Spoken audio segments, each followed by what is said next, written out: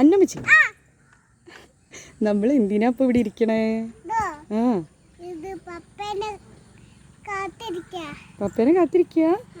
പപ്പ ഇപ്പം വരും കേട്ടോ. പപ്പ വരുമ്പോഴേക്കേ അമ്മ പാപ്പുവിനോട് ഒരു കാര്യം ചോദിക്കട്ടെ. നാളത്തെ ദിവസത്തിൻ്റെ പ്രത്യേകത എന്താണെന്നറിയോ? അമ്മ പറഞ്ഞുതരാം. നാളെ ചിങ്ങമാസം 1 ചിങ്ങമാസത്തിൽ ഓണൊക്കെയുള്ള കാര്യം അമ്മ പറഞ്ഞു തന്നിട്ടുണ്ടായിരുന്നില്ലേ? പിന്നെ പാപ്പുവിന് മുഴുവൻ മലയാള മാസങ്ങളും അമ്മ പഠിപ്പിച്ചു തന്നില്ലേ? എന്നാ പാപ്പു പറഞ്ഞേ കേൾക്കട്ടെ. ചിങ്ങമാസം മുതൽ മുഴുവൻ മാസങ്ങൾ ഒന്നുകൂടെ ഉറക്കെ.